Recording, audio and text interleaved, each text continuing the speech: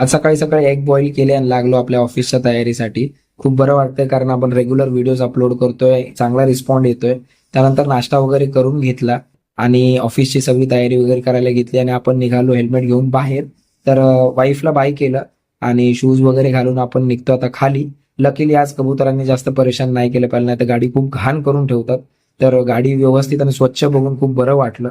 त्यानंतर आपण निघालो आणि आपल्याला आज भरपूर कामं आहेत तर ते पटकन आटपायचे आहेत आणि पटकन घरी यायचे. तर फ्यूल कमी होतं म्हणून मी फ्यूल भरून घेतलं आणि त्यानंतर आपल्याला 650 दिसलो ना, आवाज आहे का? तर गाईज हा आवाज आपल्याला आपल्या आयुष्यात आणायचा, त्यासाठी आपण मेहनत करतोय. त्यानंतर ही सरांची मला एक अँटिक बाईक दिसली, इलेक्ट्रिक बाईक होती आणि खूप भारी होती बाय द वे. त्यानंतर आपली कामं आटपून आपण लंचला आलो.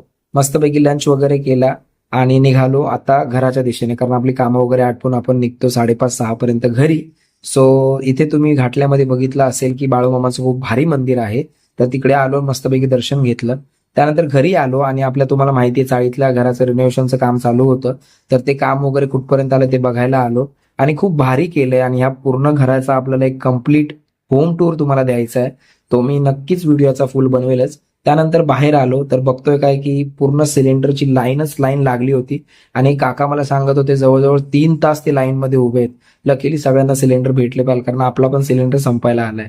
सो चला आता घरी येताना मस्तपैकी भेळ वगैरे घेतली आणि शेवपुरी पण सोबत घेतली कारण या दोघींना लागली होती भूक. सो हे सगळं घेतल्यानंतर भाजी वगैरे घेतली आणि निघालो घराच्या दिशेने. तर भाजी वगैरे आणली आणि घरी आलो आणि मस्त होता आजचा दिवस. भेटूया नेक्स्ट